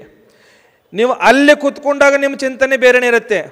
ಅಲ್ಲಿಂದ ಮುಂದೆ ಒಂದು 5 ಹೆಜ್ಜೆ ಮುಂದೆ ಕೂತ್ಕೊಂಡು ನೀವು ಚಿಂತನೆ ಮಾಡಿ ನೋಡಿ, ಅಲ್ಲೊಂದು ವಿಚಾರಣೆ ಬೇರೆ ಇರುತ್ತೆ ನಿಮ್ಮದು. ಅಲ್ಲ, ಸತ್ಯ ಇದು, ಸುಳ್ಳಲ್ಲ. ಇವೆಲ್ಲ ದೇವಶಿಲ್ಪ ಅಂತ ಒಂದು ಗ್ರಂಥ ಇದೆ. ಆ ಗ್ರಂಥದ ಮೂಲ ಗ್ರಂಥ ಯಾವುದು ಅಂದರೆ ಭದ್ರಬಾಹು ಸಂಹಿತ ಗ್ರಂಥ. ಆ ಭದ್ರಬಾಹು ಸಂಹಿತ ಗ್ರಂಥದಿಂದ ಆಧಾರವನ್ನು ಇಟ್ಟುಕೊಂಡು ಆಚಾರ್ಯ ದೇವನಂದಿ ಮಹಾರಾಜರು ದೇವಶಿಲ್ಪ ಅಂತ ಒಂದು ಗ್ರಂಥ ಮಾಡಿದಾರ. ಆ ದೇವಶಿಲ್ಪದಲ್ಲಿ ಇವೆಲ್ಲ ಇದಾವೆ, ಇವೆಲ್ಲ ಬರುತ್ತೆ ಅದರಲ್ಲಿ. ಎಲ್ಲ ಡೀಟೇಲಾಗಿ ಕೊಟ್ಟಾರೆ. ಏನೇನು ಸಣ್ಣ ಪುಟ್ಟ ವಿಷಯಗಳು ಕೊಟ್ಟಿಲ್ಲದ್ರಲ್ಲಿ, ಮತ್ತು ಸಾಮಾನ್ಯ ಕೊಟ್ಟಿಲ್ಲವಲ್ಲ. ತಲೆ ಹಾಳಾಗಿ ಮಣ್ಣು ಬೂದಿಯಾಗಿ ಬಿಡ್ತಿದೆ ಅದು, ಅಂಥವೆಲ್ಲ ಇದೆ ಅದರಲ್ಲಿ. ಮುರಿದಿದ್ದು, ಹರಿದಿದ್ದು, ಒಡೆದಿದ್ದು, ಜೀರ್ಣ ಆಗಿದ್ದು ಯಾವತ್ತೂ ಯೂಸ್ ಮಾಡಬಾರ್ದು ಅಂತ ಹೇಳಿದಾರೆ. ಏನು ಮಾಡ್ತೀರಿ ಹೇಳ್ರಿ ನಾ.